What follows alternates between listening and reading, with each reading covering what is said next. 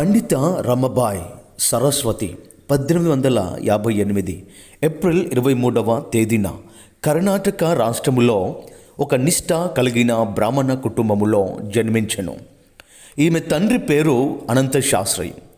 బాల్యం నుండియే రమబాయి తండ్రితో అనేక పుణ్యక్షేత్రములకు వెళ్ళుచూ ఉండేది. 12వ సంవత్సరముల వయసులోనే 18,000 శ్లోకములు కంఠపాఠముగా చెప్పగలిగినందున ఈమెకు కూడా పండితులు పండిత అను బిరుదు నిచ్చిరి.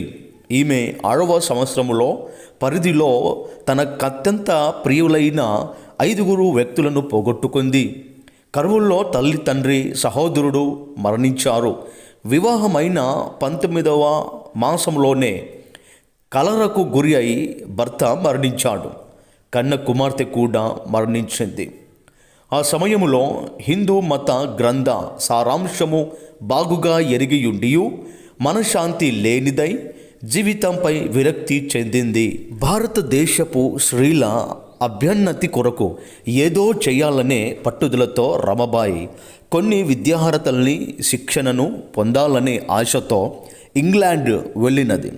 అక్కడ చర్చ్ ఆఫ్ ఇంగ్లాండ్ సహోదరుల ద్వారా క్రీస్తు ప్రేమ అనగా ఎట్టిదో చవిచూచి భారతదేశపు స్త్రీల దీనావస్థను క్రీస్తు ప్రభువే మార్చగలడని నమ్మి యేసుని అడుగుజాడల్లో నడవాలని నిశ్చయించుకొని బాప్తిస్మము పొందెను. అలాగూ ఆమె ఇంగ్లాండ్ అమెరికా దేశములు తిరిగి మరలా భారతదేశము చేరెను.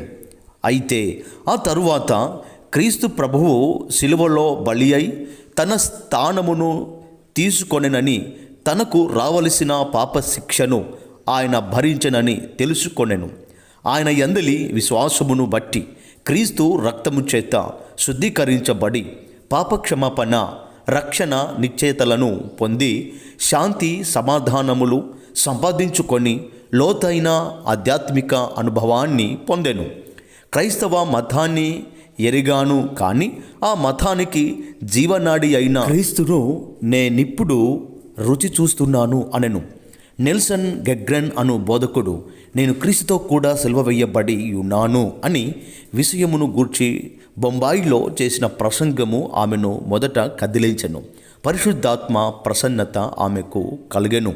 యేసుక్రీస్తు మూలముగా రక్షించబడి తిని అనుటకు ఎలాంటి సందేహము లేదని ఆమె చెప్పెను.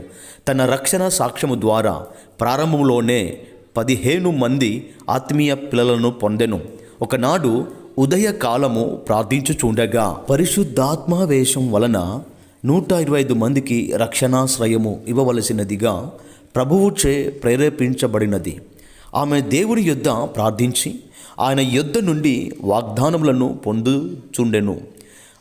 ఈమె జార్జ్ ముల్లర్ స్థాపించిన అనాథ ఆశ్రయములను దేవుని మీద విశ్వాసంతో చేయుచున్న ఆయన సేవను చూచి శక్తి చేత నైనను బలము చేత నైనను గాక నా ఆత్మ చేతనే ఇది జరుగును అని మాటల యందు విశ్వాసముంచి 1889లో విధవరాండ్లకును జీవితంలో కాలు జారి దగాపడిన స్త్రీల కొరకు శారదా సదన్ను స్థాపించెను.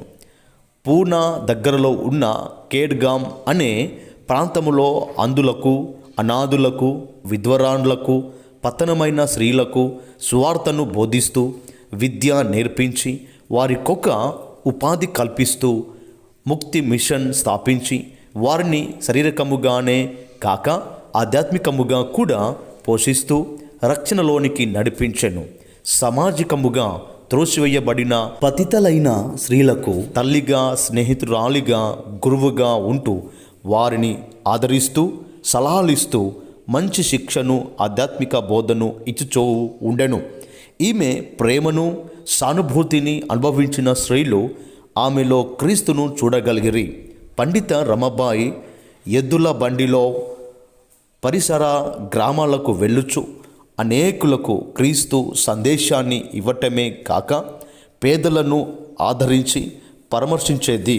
విరామము లేకుండా ఆయా సభలలో వాక్యోపదేశము చేస్తూ రాత్రి పగళ్ళు ఆత్మల సంపాదన కొరకు ప్రయాసపడుతూ ప్రభువు కొరకు ఎంత చేసినా చాలదు అంటుండేది.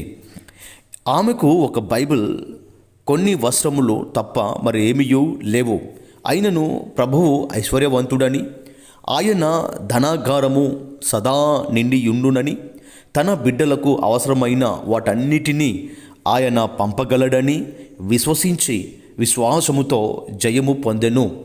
ఈమె భాషాంతరిక వీరులలో ప్రథమశ్రీ. ఈమె చేసిన గొప్ప పని బైబిల్ గ్రంథమును మరాఠీ భాషలోనికి తర్జమ చేయుట.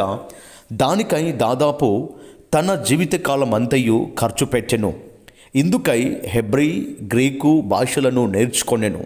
ప్రతి దినం ఉదయం 4 గంటల కంటే ముందుగా లేచి ధ్యానము, ప్రార్థన, తర్జమ మున్నగు కార్యముల యందు మునిగి యుండేది. ఈమె శక్తి సామర్థ్యములకు రహస్యము వాక్య ధ్యానము, ప్రార్థనలే. ఆశ్రమములో ఉన్నవారికి క్రీస్తును గూర్చి ప్రకటింపక మునుపు వారి కొరకు మహావేదనతో ప్రార్థన చేయుచూ ఉండేది. ఈమె కల్వరి ప్రేమతో నిండి ఉండేది. ఒకసారి ఈమె చేసిన శక్తిగల ప్రసంగమును బట్టి విక్టోరియా మహారాణి కదిలింపబడెను. ఈమె ఆశ్రమంలో 300 మందిని పోషించు భారము 1500 మందికి పెరిగెను. వీరందరికీ భోజన, వస్త్ర, పానాదులను ఏర్పాటు చేయుటయే కాక వారిని క్రీస్తు కొరకు తర్పిదు చేయుచూ ఉండెను. రమబాయి విశ్వాసము విషయములో పలు విధాలుగా పరీక్షింపబడెను. క్రీస్తు కొరకు శ్రమ అనుభవించి విశ్వాసముతో జయించి చివరికి 1922 ఏప్రిల్లో తన 60వ ఏట పండిత రమబాయి ప్రభు నొద్దకు వెళ్ళిపోయినది. రమబాయి మనసు దృష్టి మనసుల మీదను మిషనరీల మీదను కాక ప్రభు అయిన యేసుక్రీస్తు మీద ఉండుట వలన ఈమె తాను స్థాపించిన రక్షణాశ్రమమును దిగ్విజయముగా కొనసాగించను. ఇప్పటికీ 82వ సంవత్సరములు క్రిందట ఈమె లోకమును విడిచినను ఈమె స్థాపించిన ఆశ్రయము ఇంకనూ అనేక మందికి ఆశ్రయ స్థానముగా ఉన్నది. ఆమె మరాఠీ భాషలో రాసిన అనేక క్రైస్తవ భక్తి గీతాలు ఈనాటికి వాడుకలో ఉన్నవి. ఆమెలో ఉండిన ప్రేమ, భారము, విజ్ఞాపన, ప్రార్థన, వేదన నేడు మనకు మాదిరిగా ఉన్నవి.